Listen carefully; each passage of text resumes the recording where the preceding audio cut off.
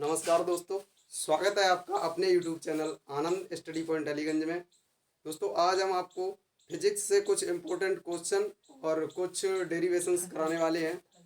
तो वही डेरिवेशंस कराएंगे जो ज़्यादातर पूछे जाते हैं और इम्पोर्टेंट होंगे, परीक्षा की दृष्टि से इम्पोर्टेंट है, वही क्वेश्चन कराने वाले हैं।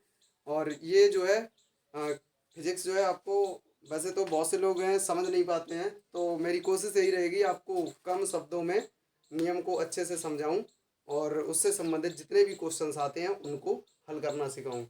तो चलिए दोस्तों देखते हैं। जैसे कि आपने पढ़ा होगा विज्ञान, जैसे फिजिक्स की शुरुआत होती है तो उसमें सबसे पहले मैं विद्युत धारा के बारे में बताना चाहूँगा। तो विद्युत धारा में क्या होता है, सबसे पहले आता है आवेश। तो आवेश क्या होता है, आवेश कहते किसको हैं? तो एक आवेश संरक्षण का नियम होता है। आवेश एक्चुअली कहते किसको हैं? आवेश क्या है, आवेश को जैसे अगर उसका हम संरक्षण का नियम दें तो आवेश को ना तो उत्पन्न किया जा सकता है और ना ही नष्ट किया जा सकता है। इसे एक वस्तु से दूसरी वस्तु पर स्थानांतरित किया जा सकता है। बट अगर इसका नियम पूछा आवेश क्या है, तो किसी पदार्थ का वह गुण जिसके कारण वह वैद्युत तथा चुंबकीय प्रभावों को उत्पन्न करता है या फिर अनुभव कराता है, आवेश कहलाता है। आवेश दो प्रकार के होते हैं, नंबर एक धनावेश और नंबर दो ऋण आवेश। तो इन दोनों आवेशों के कारण कोई ना कोई बल कार्य करता है, यानी इन दोनों आवेशों के कारण एक बल लगता है। इस बल को परिभाषित करने के लिए एक नियम आया था जिसको हम कहते हैं कूलाम का नियम। क्या कहते हैं? कूलाम का नियम। तो कूलाम का नियम होता क्या है, चलिए मैं पहले समझा देता हूँ, उसके बाद आपको मैं लिख दूंगा, आप उसका स्क्रीनशॉट लेके पढ़ लेना अपना सही से, और उसको मैं समझाऊंगा अभी। तो समझ पहले लीजिए क्या होता है कूलाम का नियम। कूलाम का नियम क्या होता है? कूलाम के नहीं, दो बिंदु आवेश, यानी दो बिंदु आवेश हैं।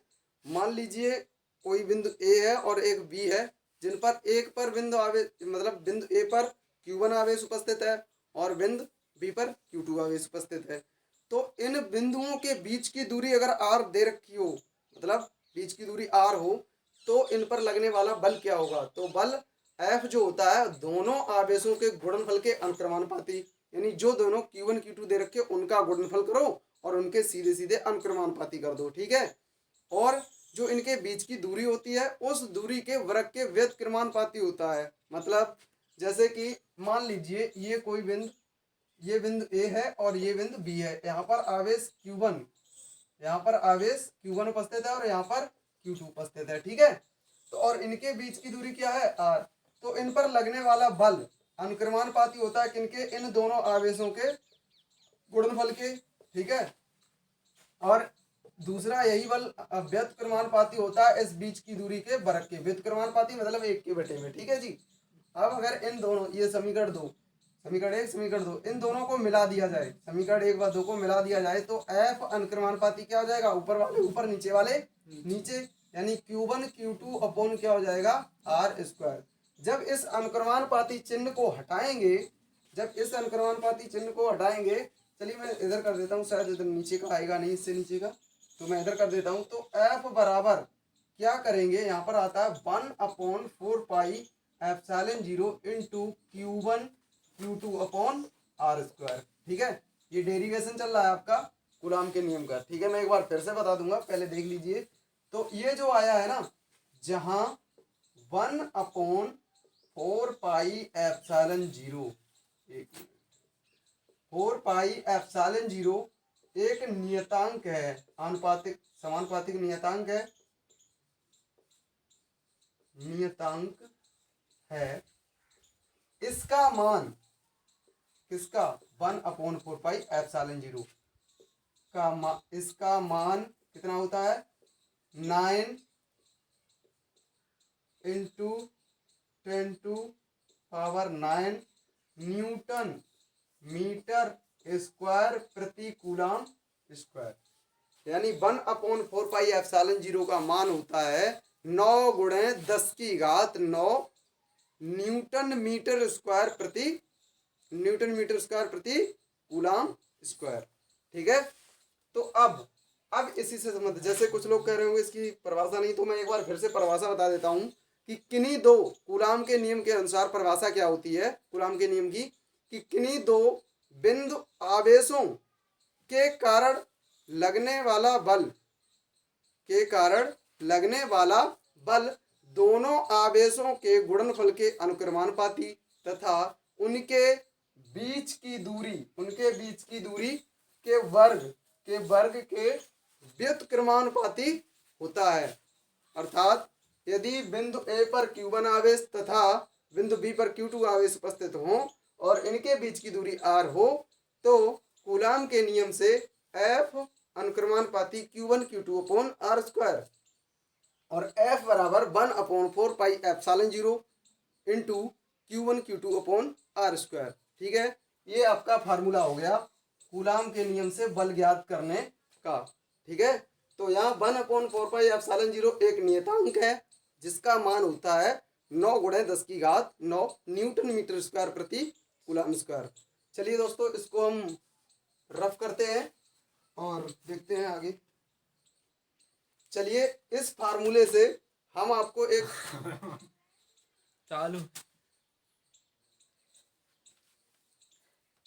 चलिए इसी फार्मूले से हम आपको एक क्वेश्चन करवाते हैं और चलिए हम एक क्वेश्चन लिखते हैं और आपको बताते हैं कैसे हल करेंगे इससे संबंधित कोई क्वेश्चन। चलिए लिखते हैं क्वेश्चन।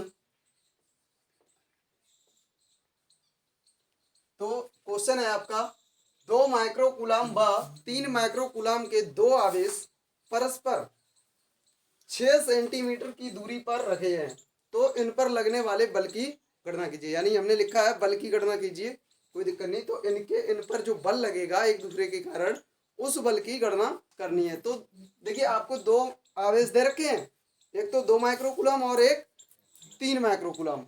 तो सबसे पहले हम जो दिया होता है उसे लिखेंगे, यानी कि हल करते समय क्या करेंगे, दिया है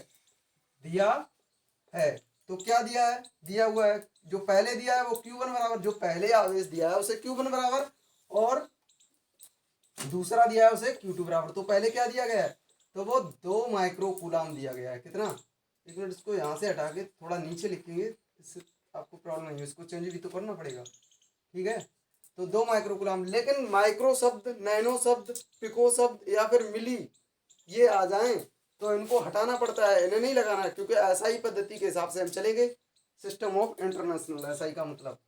ठीक है, तो इसको बदलेंगे कूलाम में 1 माइक्रोकूलाम, क्योंकि 1 माइक्रोकूलाम बराबर 10⁻⁻6 कूलाम होता है, तो 2 माइक्रोकूलाम बराबर क्या हो जाएगा, 2 × 10⁻⁻6 कूलाम। बात समझ में आ गई। तो अब यहाँ पे नैनो के लिए, अगर नैनो हो, यहाँ पे नैनो लिखा हो माइक्रो की जगह, तो नैनो के लिए 10⁻⁻9 का गुणा करेंगे। पिको लिखा हो तो पिको के लिए 10⁻12 का गुणा करेंगे। अगर मिली कूलाम लिखा हो, उसे कूलाम में बदलना हो तो 10⁻3 का गुणा करेंगे। तो चलिए अब देखते हैं Q2, यानी दूसरा आवेश कितना दिया गया है, Q2 बराबर 3 माइक्रोकूलाम। तो इसको भी बदल लीजिए किसमें, कूलाम में। तो 3 × 10⁻6 कूलाम। ठीक है, अभी हमें और भी कुछ दिया हुआ है, क्या, परस्पर कितनी सेंटीमीटर की दूरी पर है, तो दूरी r बराबर, ये तो आवेश दे रखे थे, आवेश क्या था Q1 बराबर, ये दूसरा आवेश था, ये Q2 बराबर, और ये दूरी r बराबर कितना दे रखा है, 5 6 है ना, जो दिया है वही लिखेंगे, 5 हो या 6 हो या 2 हो 3 हो, जितना हो वही लिखेंगे, सिंपल सी बात। यहाँ सेंटीमीटर दिया गया है तो सेंटीमीटर को मीटर में बदलिए, जहां पर भी सेंटीमीटर में लिख के आए उसको मीटर में बदलना पड़ता है। क्योंकि 1 मीटर बराबर 100 सेंटीमीटर होते हैं, तो 6 सेंटीमीटर बराबर कितने मीटर होंगे, तो ये होंगे भाई 6/100, और 100 को हम लिख सकते हैं 10⁻2। तो 10⁻2 नीचे होगी ना, क्योंकि 6/100 करेंगे, 100 को 10⁻2, और घातें अगर नीचे से ऊपर ले जाओगे या ऊपर से नीचे लाओगे, तो अगर माइनस की घात है वो प्लस में हो जाएगी, प्लस की है तो माइनस में। तो इसको हम बदलेंगे, 6/100 मीटर हो गया। अब इसको हम लिख सकते हैं 6/100 को हम लिख सकते हैं 10⁻2, तो इसकी घात अब हम ऊपर ले जाएंगे तो 6 × 10⁻−2 मीटर। अब आप लोग सोच रहे होंगे इतना क्यों किया, देखिए आप चाहते तो इस सेंटीमीटर को हटाने के लिए 10 की घात, जैसे यहाँ 10⁻6 का गुणा किया, वैसे ही 10⁻−2 का, जहां पर भी आप इतना मत कीजिएगा, आपको करना क्या है कि सेंटीमीटर में जितना भी दे रखा हो उसमें गुणा कर दीजिए 10⁻−2 का, तो वो आपका मीटर बन जाएगा। ठीक है, कैसे बनेगा, इस तरीके से, जैसे भाग देंगे ना 100 का, 100 के भाग देंगे तो फिर 100 को हम ले सकते हैं 10 की घात 2, 10 की घात 2 ऊपर जाएगी तो माइनस की हो जाएगी, तो सीधा सीधा कर दो, इसमें दिक्कत क्या है। फार्मूला है आपका एफ बराबर पूछा गया है, तो एफ बराबर फार्मूला होता है आपका, मैं इधर कर देता हूँ थोड़ा, शायद देखते हैं दिख रहा है कि नहीं दिख रहा है।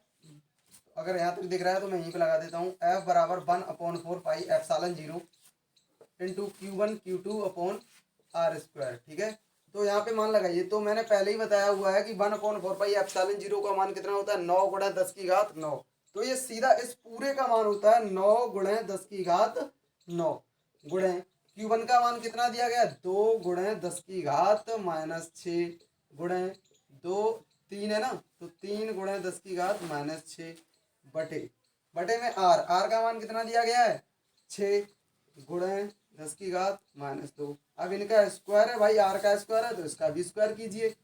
तो एक बात बता दूं, अगर हर समान हो मतलब आधार समान हो तो घातें आपस में जुड़ती हैं गुणा में, कब गुणा में, और अगर भाग में हो तो घातें घटती हैं। ठीक है, और मैंने बताया हुआ है कि घात ऊपर से नीचे जाए या नीचे से ऊपर जाए तो प्लस वाली माइनस में और माइनस वाली, तो एफ बराबर अब मान क्या आ जाएगा, देखिए गिनती गिनती एक तरफ कर लो, घातें एक तरफ कर लो, तो 3 2 और 9, तो हम पहले इन्हें ऐसा ही लिखते हैं 9 2 और 3 गुणा में लिख लिया सबको। यहाँ 10 की घात कितनी है 10 की घात 9 है, अब मैंने कहा गुणा में घातें जुड़ती हैं, तो आप सोच रहे होंगे कि गुणे 10 की घात ये 6 और 6 12 होना चाहिए, बिल्कुल 12 होगा, लेकिन चिन्ह माइनस का है तो माइनस के ही रहेंगे, लेकिन ये भी जुड़ेंगे, लेकिन 9 + 12 ये तो माइनस के हैं तो प्लस माइनस तो माइनस हो जाएगा ना, तो ये फिर 9 - 12 ही रहेगा। ठीक है, तो यहाँ पर ये क्या हो जाएगा 6 का वर्ग कितना हो जाएगा 36 और गुणा 10 की घात -2 का वर्ग तो -4। अब माइनस का प्लस नहीं होगा यहाँ, ठीक है, घात पे घात हो तो गुणा हो जाता है केवल घातों का। ठीक, इसको काट लीजिए, किससे कटेगा, तो 3 एकन 3 और 12 तिया 36, तो 2 एकन 2 और ये हो जाएगा 2 छंग 12, तो अब ये किससे कटेगा भाई, अब देखते हैं, इसको काटते हैं 3 से, 3 त्रिका 9 3 दूनी 6, तो आपका यहाँ पर क्या आ गया, यहाँ पर आपका एफ बराबर आ जाएगा 3 बचा ऊपर तो 3 बटे में कितना है 2 बचा तो 2 गुणे 10 की घात कितनी हो जाएगी 9, ये और -12 तो -12। ठीक है, और बटे में अभी कौन है 10 की घात -4, इसे भी ऊपर ले जाओ क्योंकि हर तो आधार तो समान है, 10 यहाँ पे अभी आधार है, यहाँ पर भी 10 है, तो ये माइनस की घात ऊपर ले जा रहे हैं तो किसकी हो जाएगी +4। तो ठीक है, प्लस प्लस के जोड़ लो, माइनस वाले घटा दो, यानी एफ बराबर आ जाएगा, और 2 का भाग दे देंगे 3 में तो 2 एकन 2 दशमलव लगाया एक बचा ना, तो दशमलव लगा के 0 बढ़ाया 2 पंजे 10, तो 1.5 गुणे 10 की घात कितनी हो जाएगी 9 और 4 जी प्लस के हैं तो 13 और माइनस के 12 बराबर आपका आ जाएगा एफ बराबर 1.5 इंटू 10⁻1। तो इसको आप 10⁻1 का मतलब है कि 10 एक बार है ना, तो 10 एक बार है मतलब 10 का गुणा 1.5 में करेंगे तो ये 150 आना चाहिए, वैसे 15 दाई 150, लेकिन एक अंक बाद ये दशमलव जो लगाना पीछे से, तो एक अंक बाद दशमलव लगा दीजिए, इतना न्यूटन आ जाएगा, किसमें आएगा न्यूटन में। ठीक है, तो आपका आंसर हो गया 15 न्यूटन का बल लगेगा इन दोनों आवेशों के बीच में। आशा करता हूँ ये क्वेश्चन आपको अच्छे से समझ में आ गया होगा। तो मैं ये वीडियो यहीं तक रखता हूँ, अगर आपको मेरा वीडियो पसंद आया है तो वीडियो को लाइक करें और अपने दोस्तों में ज़्यादा से ज़्यादा शेयर करें, जहाँ भी संभव हो इसको शेयर करें, और आपने अभी तक हमारे चैनल को सब्सक्राइब नहीं किया है तो चैनल को सब्सक्राइब करें।